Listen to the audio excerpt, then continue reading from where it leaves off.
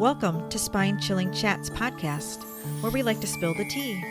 If you're into the macabre and enjoy hearing about true crime, supernatural, or spooky experiences, pull up a chair, pour yourself a cup of tea, and get ready for some spine chilling chats with Manda and Ange.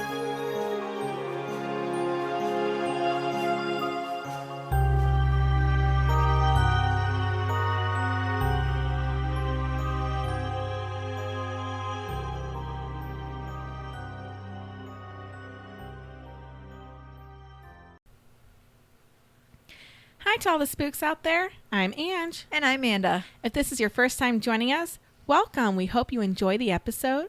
Decide that we're the coolest people you've ever heard. Yep. Go back and listen to all of our past episodes. Yes. Hit like on each of them. Yes, blow it up. Leave us a comment on what was the gnarliest parts.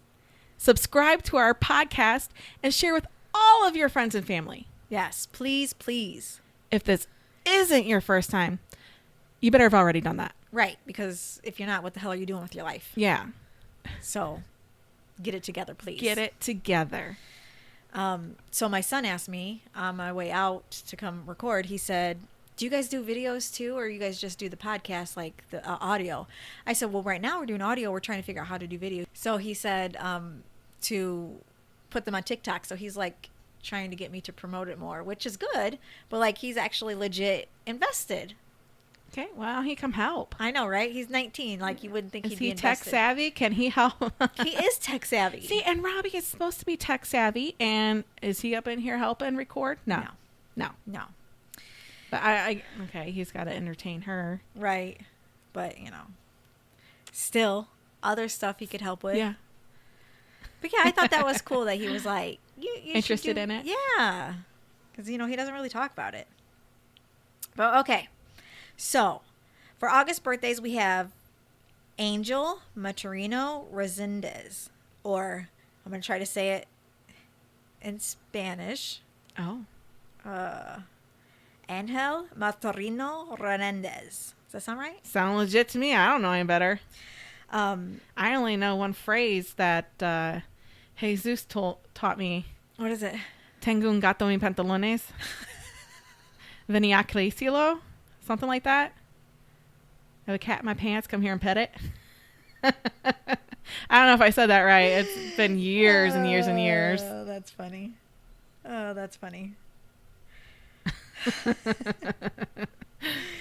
know a lot of stuff. I can understand a lot of it more than I can speak it, but I know how to say a lot of things too. I took 2 years in high school, and I grew up in a Hispanic household, and I took high school. I took it in. Did I say high school? I grew up in a Hispanic household, and I took Spanish in high school. You would think I would know more. Yeah. No. It's weird. Why are you failing at I don't know. Like, we used to understand a lot of it because my grandma refused to speak English, and would make us. Is your mom fluent? No, but she understands a lot. Like, how many generations are you here? Like, was your grandmother from Puerto Rico? Yes, my grandma and my grandpa, my abuela and my abuelo, moved here to Wisconsin, from Puerto Rico. Was that before they had your mom and her siblings, or? No, my aunt actually was born in Puerto Rico. I think there was 2 or 3 of them because she has 12 kids. So, wow. Yeah. So I think like 2 or 3 of them were born over there, and then the rest were born over here in like Wisconsin. Like my mom was born in Wisconsin. I think a couple of my aunts maybe were born here, like in South Bend. So yeah. You would think she'd be more fluent then. Right. Especially if your grandmother refused to speak English. Mm-hmm. Yeah, like my mom, like, I've never really heard her speak it, but she does, she does understand it. So, yeah. So it's a lot easier to understand than to speak. Yes, very. I was working with Lupe. Like, I was starting to get to where I could roll your R's. No, not speak it, but like hearing her, I would be able to pick out words of what she was saying. Oh yeah. It was starting to come more naturally. Like I would just the more you hear it, the more understand what they're saying. Yeah, and that's exactly what it is. Like it's hard to learn a new language. That's what they always say. It's hard to learn a new language, but the more that you sit there and watch, TV shows that are in Spanish or listen to conversations, the easier it is for you to pick up certain things. Yeah. So, and then start to understand it. And the next you know, you're Speaking it. Yeah. Yeah. Okay, way off subject. Kind of, but not really. He was otherwise known as the Railway Killer. He also went by Rafael Ramirez and Angel Reyes Reséndiz. He was born August 1st, 1959. He was a Mexican serial killer and was suspected of 23 murders in the United States and of Mexico. In the 1990s, he had some sexual assaults. He was born in Izúcar de Matamoros, Puebla, Mexico. He was raised by his mother until he was 7 years old, and then by his grandmother until he moved to Acapulco at the age of 12 to live on his own. Yeah. Live on his own at the age of 12. That's not right. No. There's not much on his personal life that I could find, but he murdered people by jumping on and off the train, which is illegal. So he jumped on and off trains and killed people, and that's why he was called the Railway Killer. That makes sense. Mm-hmm. He did it in the United States, Mexico, and Canada. He crossed the borders illegally, of course, and that's how he was able to hide and stay away from the police. He used aliases. The first time he got deported, he crossed the border and traveled to Florida at the age of 14. He got caught and deported in 1976. He had a long history of felonies, including burglary in 1979 to 1980 and 1992, possession of a firearm in 1988 and 1996, and false statements in 1985, 1986, and 1998. Three deportations prior to 1986, as well as at least 4 voluntary returns to Mexico. Okay. Yeah. So, like, he was like, fuck you guys, I'm going back home for right now. To get out of trouble. Right. It's believed that he killed at least 15 people with rocks, a pickaxe, and other blunt objects, mainly in their homes. He was known as the Railway Killer or the rail car killer. He would murder people and stay in their homes for a little bit to eat. Yeah. He's killing people and then eating their food. Taking That's sentimental rude. items, and laid out their driver's license to learn about their lives. So, like, he's invading their privacy. I mean, they're dead, but, like, you are eating their food and then you're laying out their driver's license to learn about them. That's messed up. That is messed up. Besides laying out their driver's license and learning about their lives and other things, he took items and objects and gave them to his wife and his mother, who lived in Rodeo, Durango, Mexico. So giving them gifts. Of the dead people. Yeah, their stuff. Most of the jewelry was sold or melted down. After he surrendered some of the stuff that he stole from his victims, his wife and his mother returned the items. Money was left at the scene. He also raped some of his female victims. Rape was probably the secondary intent. So, like, robbing them and killing them was, like, their first intent. And then he just wanted to get a little action afterwards. Probably. Gross. He was small stature. He did not attack his victims that were bigger than him or who could overpower him. Well, no, that's just dumb. No. Like, yeah, you're going to get your ass beat. Yeah. Before he surrendered to the El Paso police at the bridge at the United States border and the Border Patrol and deported back to Mexico, his sister Manuela saw her brother's FBI Most Wanted poster and thought that her brother might kill someone else or be killed by the Mexican bounty hunters. So she called the police on July 12, 1999. A Texas Ranger, Drew Carter, accompanied by Kimberly Barkhausen, FBI, Manuela, and a spiritual guide met up with her brother on a bridge connecting Texas with the Ciudad Juarez, Chihuahua, Mexico, and she talked to him into surrendering himself. So he surrendered. During a court appearance, Reséndiz accused Carter of lying under oath because his family was under the impression that he would be spared the death penalty. And he wasn't. His ultimate fate was decided by a jury, not by Carter. So, of course, it was able to become a very good sneaky snake because of his ability to travel the state lines quickly. Yeah. Sneaky snake. and effectively on the trains and made him like a phantom. He eluded capture repeatedly, even though the FBI connected various murders through DNA. They managed to avoid capture by using different aliases. 18 months, the Immigration and the Naturalization Service detained him 9 times, but each time he was returned to Mexico because of the lack of his true identity and criminal activities. So over the course of 18 months, 9 times he was caught. He was a busy boy. And he was let back into Mexico and set free. Hashtag not our problem. Right? Right. So his lack of true identity and criminal activities. This went on until he was placed on the FBI's 10 most wanted fugitive list. Reséndiz's defense attorney, with the assistance of the Mexican consul general in Houston, Rodolfo Figueroa, and the other government officials, put their time together to have him extradited from Texas to Mexico so that they could try to spare his life from the death penalty. So, even though Texas wanted the death penalty and lied to his family and said that he could probably get out of it, Mexico really did want to spare him the death penalty.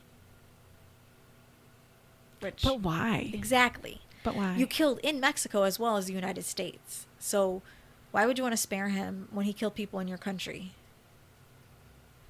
I don't know. A lot of people are against the death penalty. I say, you do the crime.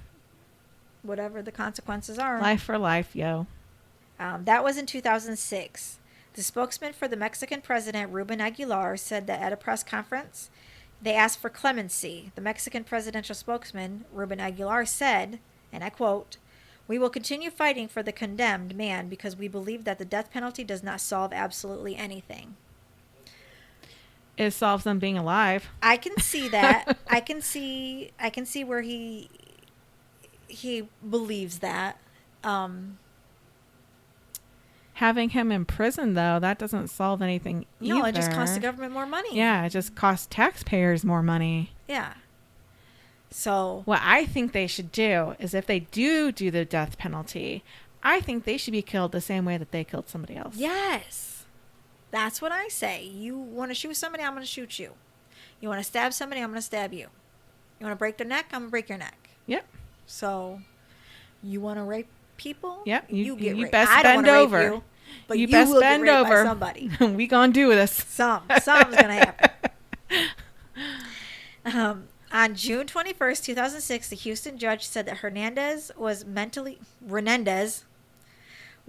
competent to be executed. When he heard that, Reséndiz said, "I don't believe in death. I know the body is going to go to waste, but me as a person, I'm eternal. I'm going to be alive forever." So he thinks he's just immortal. Like his spirit will live on forever? Is that what he's thinking? Maybe. I mean, his energy will live on. Yeah, like we talked about in the other one. So it says he thought that he was half man and half God. I think that's what it's supposed to be. Half man and half something. And told the psychiatrist that he could not be executed because he did not believe he could die. Oh. With all this, said Dr. Pablo Stewart, who evaluated Reséndiz on 2 occasions in 2006, said that he was not then competent to be executed as delusions had taken over his process. I would say so. Even with the appeal pending, the Fifth Circuit U.S. Courts of Appeals, Reséndiz's death warrant was signed for the murder of Claudia Benton. He was at the Polinsky unit in West Livingston, Texas. On June 27, 2006, by lethal injection, he was executed in a Huntsville unit in Huntsville, Texas. His final statement was, "I want to ask if it is in your heart to forgive me. You don't have to. I know I allowed the devil to rule my life. I just ask you to forgive me and ask the Lord to forgive me for allowing the devil to deceive me. I thank God for having patience in me. I don't deserve to cause you pain. You do not deserve this. I deserve what I'm getting." True that. And at 8:05, I don't know if it's AM or PM. I didn't look at that. He was pronounced dead. Claudia's husband, George, was present at the execution and said that evil contained in a human form A creature without a soul, no conscience, no sense of remorse, and no regard for the sanctity of human life. That is what he said about Reséndiz. And that's pretty much all I found on him. So I will get into the victims. And I have 1 through 16. Okay. Because there's not really much. There wasn't really much on him. Like, that's pretty short as far as life to death type of thing. Yeah, I didn't even like go over his trials really. Nope. I couldn't find anything on that. And I looked at a couple different websites. And some of them were like more books than anything that were on Amazon. And I was too late for me to get them and read them. All right. Victim number 1 is an unidentified woman, female. Don't know the age. Murder was an unknown date in 1986, and she was in Bexar County, Texas. With a .38 caliber weapon, she was shot 4 times. Dang. Dumped in an abandoned farmhouse. Reséndiz met the woman at a homeless shelter. They went on a motorcycle bike ride together, and they brought a gun along for target practice because they were going to shoot guns, and have fun. He then shot and killed her for disrespecting him. How so? Doesn't say, but yeah. She disrespected him, so he shot her. She was probably a better shot than him. Probably. The remains of Jane Doe were found on March 23rd, 1986. Victim number 2, unidentified man. Age is unknown. Unknown date, 1986. Same thing, Bexar County, Texas. This is supposedly the boyfriend of the previous victim. He shot and killed him and dumped his body in a creek somewhere between San Antonio and Uvalde. He killed him because it was involved in black magic.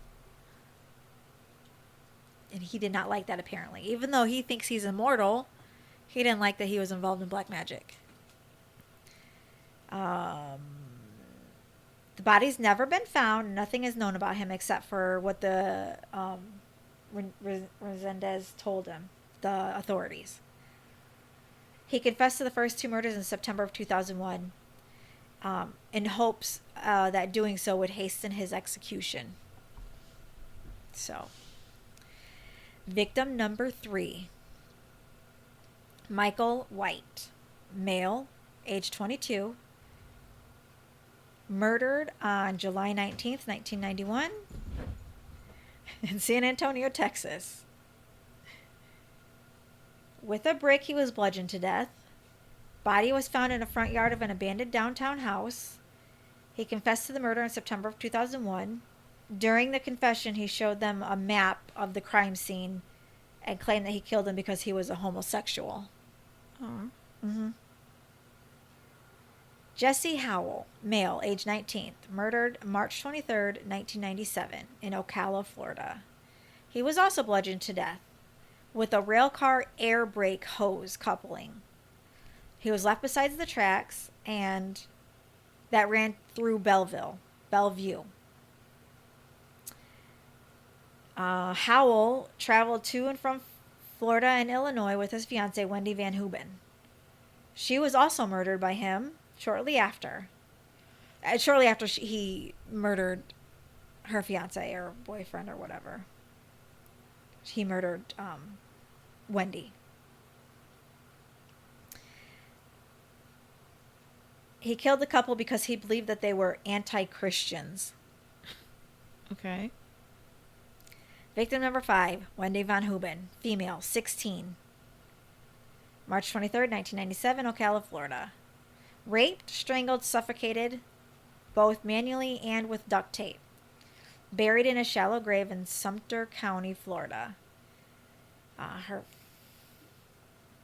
They met Reséndiz near Jacksonville, hoping to find work picking oranges. The couple had caught a ride on the train's grain car that was occupied by Reséndiz. The motive for these were being anti-Christians. Victim number 6, Roberto Castro, male, 54, July 5th, 1997, in Colton, California. I mean, he was all over the place. Roberto was a drifter, and he was beaten to death with a piece of plywood in a rail yard.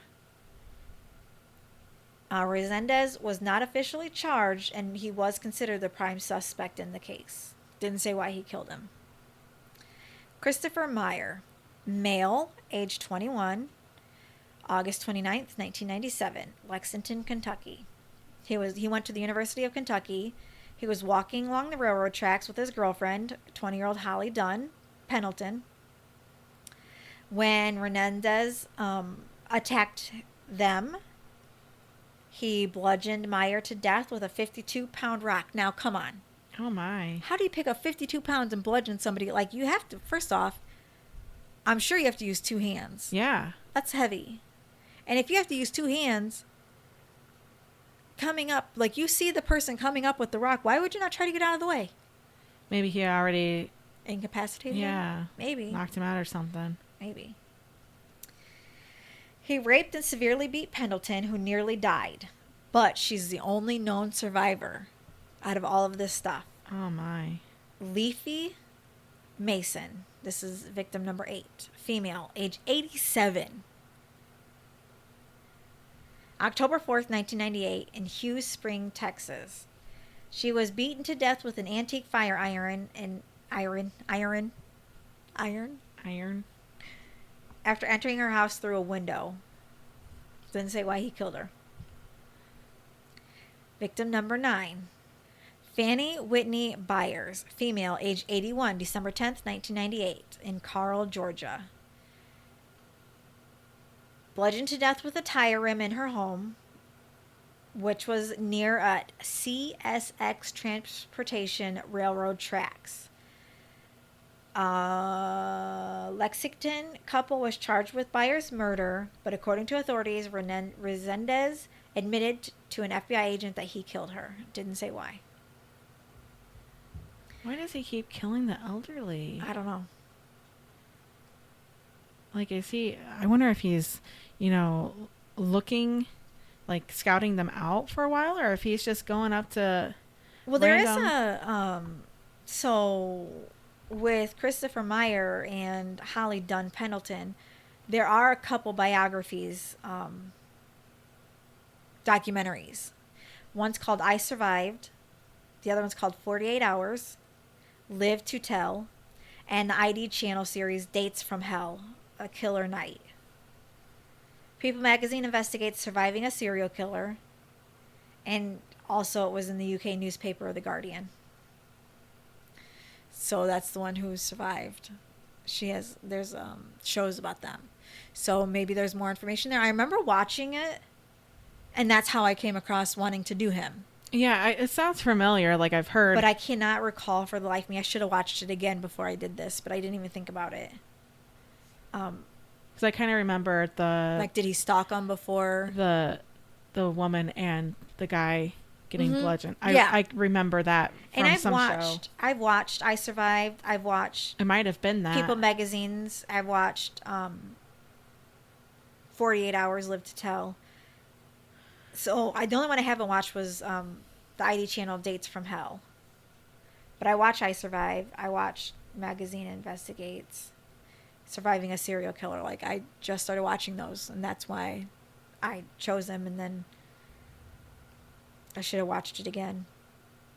Because that is curious, like, why the older people, and how did he choose his victims? Yeah, is it just totally... Random, just people who lived by the railroad, yeah. or what? I don't know. But then it also said that he would go for people that were smaller than him, that he could overpower. Maybe he's just that frail. He has to go after the elderly. Probably, because that's the only people he can take down. But I'm surprised that he was able to do the guy and the girl. But if I remember correctly, like I feel like he bound the dude. If I'm thinking of the right case. 1, 2, 3, 4, 5, 6, 7. He had 7 male victims. Now, did he rape the males as well? Didn't say, it just says only the females. Okay. So he would rape the female victims. Victim number 10, Claudia Benton. Female, 39, December 17th, 1998. West University Place, Texas. She was a pediatric neurologist at Baylor College of Medicine. She was raped, stabbed, and bludgeoned repeatedly with a statue after he went into her home near the Union Pacific Railroad tracks.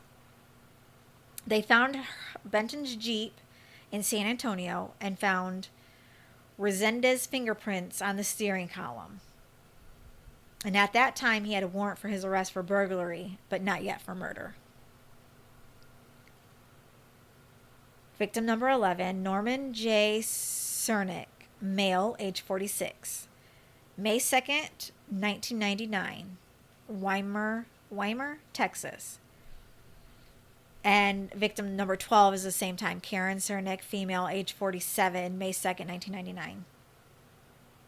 Norman and his wife Karen were bludgeoned to death with a sledgehammer in the parsonage of the United Church of Christ. So he killed them in a church. They had a red Mazda that was found in San Antonio 3 weeks later. Fingerprints were linked to their case and to link to Claudia's murder. Like, because they found his fingerprints in her Jeep. Mm-hmm. Right? She had the Jeep. Yeah, and they had the Mazda. So the fingerprints were also confirmed to be from the murder prior to theirs. Victim number 13, Naomi Dominguez, female, 26, June 4th, 1999, Houston, Texas. Bludgeoned to death with a pickaxe in her apartment. She was a teacher at Houston Independent School District, Benjamin Franklin Elementary School. Her white Honda was found 7 days later, and it was discovered by state troopers on the International Bridge in Del Rio, Texas. Doesn't say why. Like, and it's not saying why he's murdered these people. Like before, how it was saying they were anti-Christians and whatever. It's not saying it. Victim number 14, Josephine Convica, female, age 73, another older one, June 4th, 1999. So same day as Naomi Dominguez, but this time it was in Debina, Texas. So he traveled. He traveled from Houston to Debina on the same day and killed on the same day. Bludgeoned with the same pickaxe as used as Dominguez in her farmhouse near Weimar, which also is where the Cermecks were murdered. He tried to steal Kovica's car, but couldn't find the car keys. Ooh. Victim number 15, George Morber Sr., male, age 80, June 15, 1999, in Gorham, Illinois. Shot in the head with a shotgun, and the house was only 100 yards away from a railroad track. They found Morber's red pickup truck in Cairo, Illinois, located 60 miles south of Gorham. In addition, the Jackson County Sheriff's Office found fingerprints in the Morber's ransacked home, positively identifying Reséndiz as the killer. And victim number 16, Carolyn Frederick, female, age 52, June 15th, so same day, 1999, in Gorham, Illinois, bludgeoned to death with the same shotgun used in the Morber killing. He was tried and sentenced to death for the Benton murder. And that's all I got. Besides, like, the execution. It says, even though there was an appeal pending, the 5th U.S. Circuit Court of Appeals, his death warrant was signed for the murder of Claudia Benton. He was at the Polunsky unit in West Livingston, Texas, awaiting execution.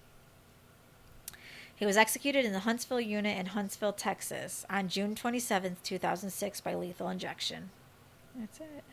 8:05 p.m. Okay. Claudia Benton's husband, George, was present at the execution, and he said that Reséndiz was evil contained in human form, a creature without a soul, no conscience, no sense of remorse, no regard for the sanctity of human life, which I already said that, but that's who said it. Okay. It was her husband. What was it?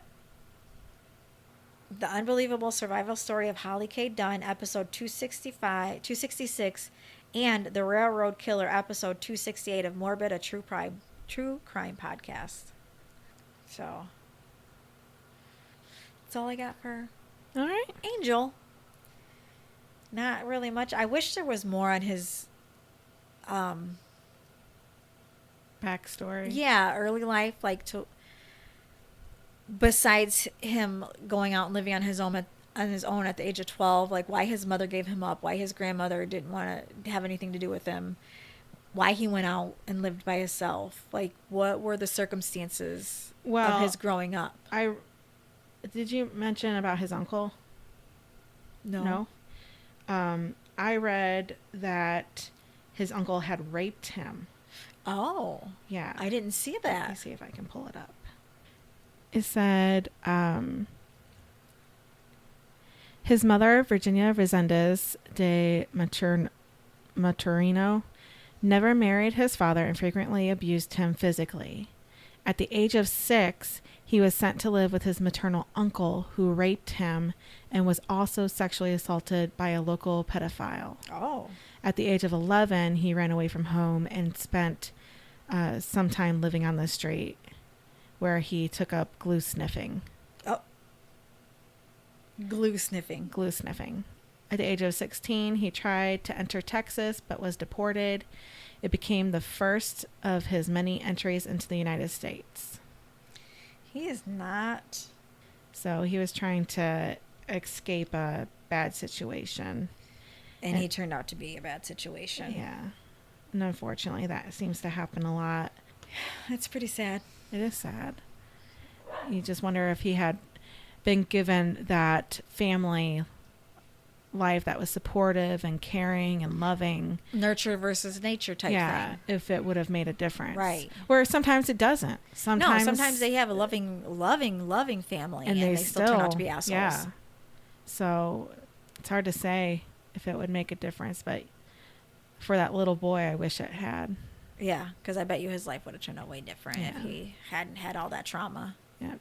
Feel bad for the little boy, 12. not for the later. Not for the man. The later killer. No, not at all. But yeah, Angel Maturino Reséndiz. He was born Angel Leoncio Reyes. Yeah, and he went by Rafael Ramirez, Angel Reyes Reséndiz. Different aliases. Yeah. You hear Rory? Yeah. Sorry if you can hear my daughter. She's being loud. She doesn't understand when we're recording. That's okay. Yeah. She's cute. Sometimes. Not always. You can say that, though. It's your daughter. All right, guys. Well, we're glad you came. We hope you come again. Mm-hmm.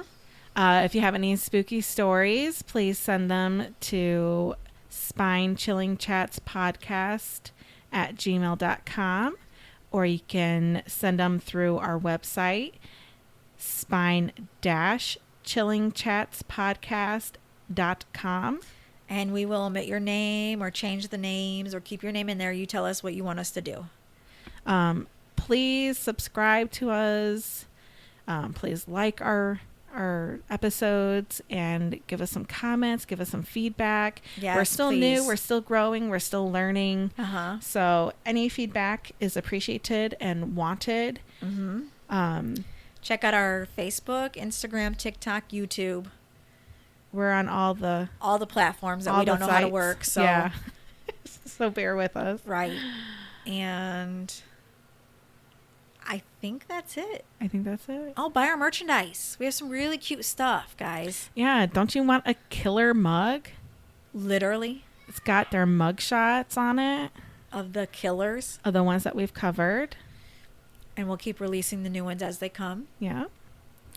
And maybe even put the vagina one on there. I don't know. We'll see. It's not a vagina. You guys tell me what it is. So. All right. Well, thank you for listening. Yes, we thank hope you you. come back, and we hope you keep it spooky. Bye, guys. Bye. Thanks for joining us on Spine Chilling Chats, your go-to podcast for all things murder, paranormal, and macabre. Keep sipping that spooky tea and diving into the darkness with us. If our tales have sent chills down your spine, don't forget to hit subscribe and share with your fellow lovers of the haunting and horrific. See you next time.